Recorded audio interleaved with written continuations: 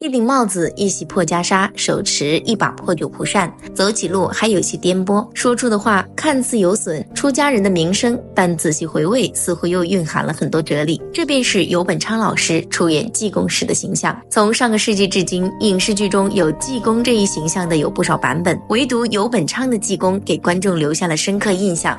鞋儿破，帽儿破，身上的袈裟破。每当想起，许多人都会不由自主地跟唱，而游本昌的出演使得这部作品被称为经典。豆瓣上甚至有上万影迷给这部剧打出了9.3的高分，足以证明他在观众心中的地位。如今时隔多年，90岁高龄的他再度出山，宝刀未老，参演电视剧《繁花》后又一次火出圈。剧中爷叔这一角色也成了他的又一个招牌。但观众可不管那些，每每看到他还依旧会叫的济公，游本昌也不介意，因为在他看来，不是他成就了济公，而是济公成就了他。也许是命中注定，他这一生与佛结缘，他也一直践行用佛家的慈悲心来对待周围人与事。佛家经典里有个成语讲相由心生，用来说明一个人的面相和命运可以随着其内心的改变而改变。修善积德之人的面相自然和蔼慈祥，也难怪观众会认为他就是济公。游本昌与佛的缘分最初是从一个过路和尚开始的，那时的他体弱多病，偶然间在被路过家门口的和尚看了一眼后，被对方断定这孩子若不是出家，活不过13岁。听完和尚的话后，游本昌的父母被吓出一身冷汗，因为儿子的身体情况夫妻俩是很清楚的，本着宁可信其有不可信其无的心态，在游本昌6岁那年，父母把他送到了上海的法藏寺，拜新慈法师为号，取法号成培。说来也巧，在寺庙里生活了几年后，游本昌的身体也越发强健，整日活蹦乱跳，根本不像当初和尚说的那样。转眼游本昌来到了15岁，在度过所谓的生死劫后，游本昌这才还俗回家，开始了正常的上学生活。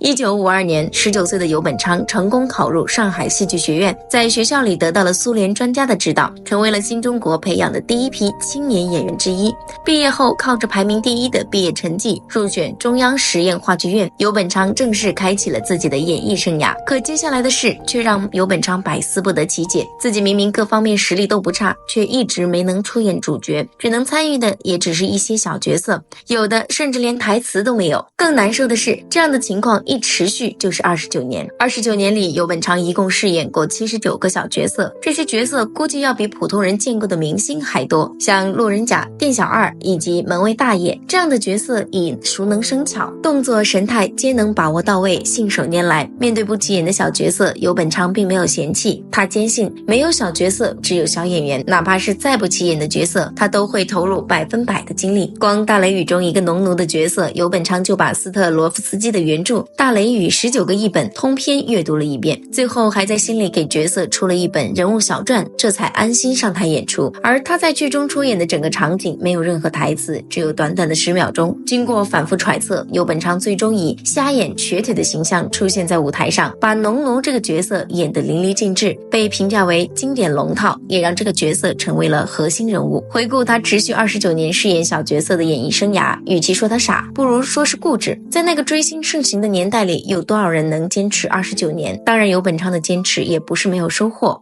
80年代初，喜剧大师卓别林的默剧代表作《摩登大师》在国内上映，在他的影响下，默剧这种特殊的表演形式，游本昌自然也注意到了。实际上，他儿时就很喜欢看电影，二姐也经常会带着他看戏。卓别林、秀兰、邓波尔的大部分电影他都曾看过，也很羡慕荧幕上的那些人。也正是在这份爱好的驱使下，他才会选择进入影视圈。看到了卓别林的默剧，大受启发的游本昌萌生了一个想法，学哑剧。其实默剧跟哑剧本质上没有区别，都是不需要台词辅助，只需要演员通过夸张的表情以及肢体动作向观众讲述故事内容。这种只靠表情和肢体动作的表演很考验演员的基本功。不过对于勤于拍戏的游本昌来说，这根本不是问题。1983年，游本昌偶然遇到了第1届央视春晚的导演黄义和，当时游本昌表演了一部名为《宋二娘开店》的哑剧，恰巧黄义和也在现场。整场戏看完后，黄导对游本昌的表演很是满意，也对哑剧产生了兴趣，于是邀请他参加1984年的春晚。游本昌当面接到了春晚邀请，很是开心。默默无闻了29年，突然间就能上春晚了，搁谁能掩藏得住内心的兴奋呢？1984年春晚，游本昌带着哑剧《沐浴》登上了舞台。整场表演中，他利用夸张的肢体动作和表情来为观众讲述了一个关于沐浴的故事。表演时间不到4分钟，观众们却看得津津有味，而游本昌的名气也得到了提升，他本人更是受到了前所未有的荣耀。作品是演员的通行证。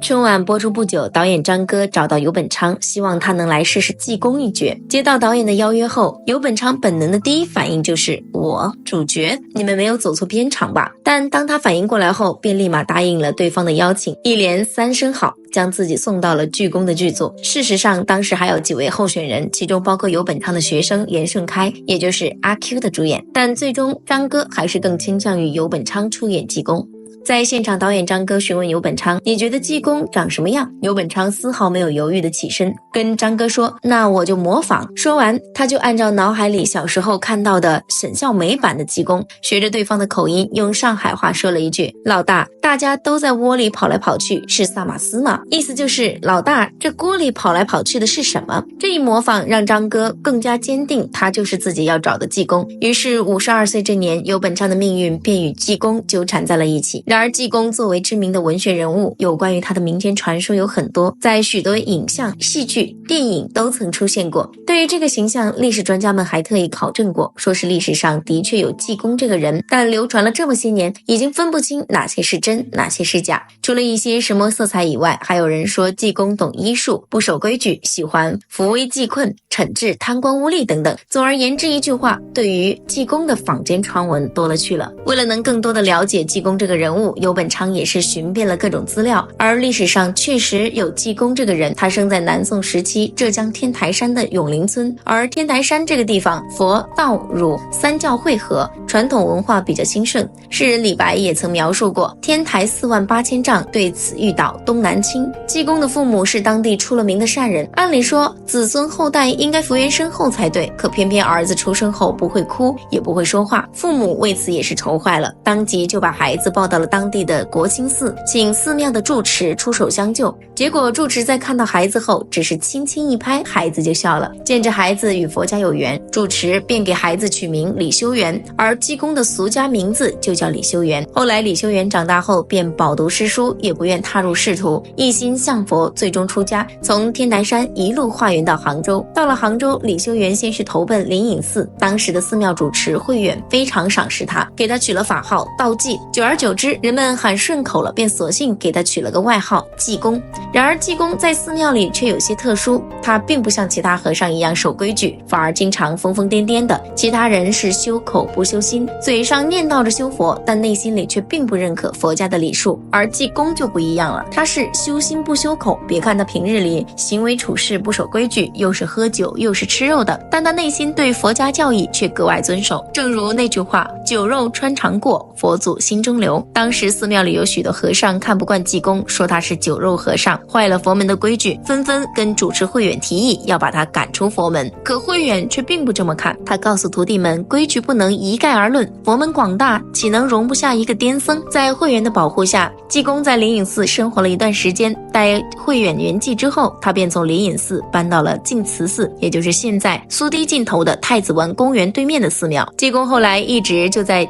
净慈寺修行，60岁在那里圆寂。如今在净慈寺里还能看到济公的雕塑，甚至还专门有纪念他的香火堂。与济公有着巧合的是，游本昌儿时有过修佛的经历，他与人谈话时说话的神态和姿态都与济公极其相似。张哥导演并没有给游本昌很长的准备时间，从准备到拍摄只有短短1个月。在了解过济公基本的人生经历后，游本昌便专心打磨角色，从给济公做旧衣服、旧扇子，到研究出如何演出济公既不是歪醉也不是病态醉的醉酒状态，再到现场研究济公踉跄的步伐，游本昌都事无巨细仔细揣摩，而上天也不会辜负每一个努力的人。这部济公一上映便成了下饭神剧，一时间大街小巷都在学着他的样子，连说话都带个阿弥陀佛。而主题曲鞋儿破帽儿破身上的袈裟破也成为了口口相传的金曲，甚至受到了游本昌演技带来的震撼，许多人都深信济公的存在。不过最令人震惊的是，是几十年过去了，这期间出过许多版本的济公，像 TVB 陈浩民版的活佛济公，张国立张默父子俩饰演的济公新传，以及郭德纲版的济公传等等。可观众们一提起济公，首先想到的便是游本昌，这是为什么呢？其实除了游本昌的演技过硬，更多的是他这一版的济公更贴近了济公在人们心中的形象。无论是 TVB 版还是张国立父子版的济公，都将其神仙化了许多，而郭德纲版则侧重于喜剧，没有真正拿捏住济公的内心。游本昌这版济公却在真实讲述济公自己的故事，从疯癫出家到扶贫救急，惩治贪官污吏，再到烧毁自己的家，他可谓真正的走入了济公的内心世界。尤其是他回首望着火苗中的家，脸上露出那将近1分钟的半笑半悲的神情，更能透露出济公悲喜交加的内心世界。而这一笑成了剧中最精彩的一幕，也是游本昌演技最巅峰的时刻。济公的爆火让游本昌实现名利双收，还获得了第4届金鹰奖最佳男主角，而他那半笑半悲的演技也被编入北京电影学院的教科书。然而人气爆火的游本昌接下来却惨遭封杀，当时很多知名导演都向他递来了剧本，这里就有杨洁导演的86版《西游记》，但出人意料的是，游本昌竟拒绝了所有导演的邀约。一些不明真相的网友便觉得他这是火了之后人也飘了，半百的岁数还学会耍大牌了。可实际上，游本昌之所以拒绝所有邀约，是因为他的妻子当时被查出患上了胃癌。游本昌决定放弃工作，专心陪伴照顾他，带他奔赴海外求医。另外，济公火了之后，游本昌自己也是彻底爱上了济公。在他看来，济公不再是一个称号，而是一种信仰。济公济世为公，他不追求任何名和利，只为尽自己所能接济身边人，普度他人。陪妻子看病，这一去就是4年。好在经过他悉心照料，妻子的病有了奇迹般的好转，最终战胜了病魔。没有了后顾之忧的游本昌决定回归影视圈，开始筹拍当年的济公续集《济公游记》。可已经过去多年，很多同行导演都误以为他是耍大牌，不肯跟他合作，甚至还有许多不知情的晚辈都误以为他离世了。最终孤立无援的游本昌只能自导自演了这部《济公游记》，只可惜反响平平。不过他也并没有怨天尤人，反而专心研究起了自己的哑剧，还创立了一家属于自己的公司，甚至把自己的养老金全部投了进去。但互联网快速发展，人们对于哑剧已经没有多大兴趣，游本昌创业失败了。不过他依旧没有放弃演戏，甚至不惜卖掉自己的房子，也要继续投入话剧创作。2009年76岁的游本昌在机缘巧合下看到了一部关于弘一法师李叔同的剧本，为了弘扬弘一法师的精神，他开始排练话剧《弘一法师不疯魔不成活》。为了能够更好地体验弘一法师的思想，也带着对佛学虔诚的信念，游本昌再度剃度出家。83岁这年，游本昌还办起了济公学堂，亲身教后辈们如何演戏。不过令人感到意外的是，开课第1天，游本昌当场宣布每个人交的9800学费全部退还，因为他只想免费教真正想要学表演的人。尽管游本昌对待演戏很认真，可他始终等不来一个属于自己的大舞台。甚至临近90岁，他还公开表示过自己一直很向往电影，只可惜一直未能如愿。直到3年后王家卫的出现，游本昌这才终于等来了人生的第2位知名角色。2023年繁花火了，90岁的游本昌饰演的爷叔也火爆出圈。此时看着剧中爷叔望向阿宝的眼神，观众们不由得再度想起当年济公那堪称教科书级别的一眼万年。凭借爷叔这一角色，他也最终获得了国家话剧院终身荣耀艺术家的称号。似乎从这一刻起，游本昌大半辈子的付出终于有了回报。但在收获名和利的同时，游本昌依旧没有忘记济公教给自己济世为公的人生道理。2022年在接受媒体采访时，忽然有位男士拿着一个信封袋来到游本昌身边，他询问游本昌是否还记得自己。老爷子也是思索了一番才回忆起，对方是当年有过合作的演员李佳明，两人的关系还不错。见到游本昌记起自己，李佳明也是不由得提及一段埋藏心底的往事。2019年，李佳明的父亲病重，着急的他四处借钱为父亲治病。游本昌因为早前与他合作过了《了凡》，得知此事后，不顾自己的拮据，慷慨解囊。3年后的今天，当李佳明鞠躬还钱时，却怎么也没想到竟被游本昌给拒绝了。他给出的理由由是：应该做公益，做公益，做公益，这样子广而不为，化小家为大家。当然，除了有着济世救人的观念，看淡名利的游本昌还有着他人难有的大格局。作为济公的代言人，游本昌即便火了，也没有一点架子，对谁都是笑眯眯的。一次访谈节目上，郭德纲求教他如何饰演济公，他笑着回答：“济公是大家的济公，不是我一个人的。”郭德纲又因为担心自己长得胖，害怕演得不像济公时，他也适时安慰道：“菩萨是无相的，明白了，放开了眼。行嘞，我听您的了。”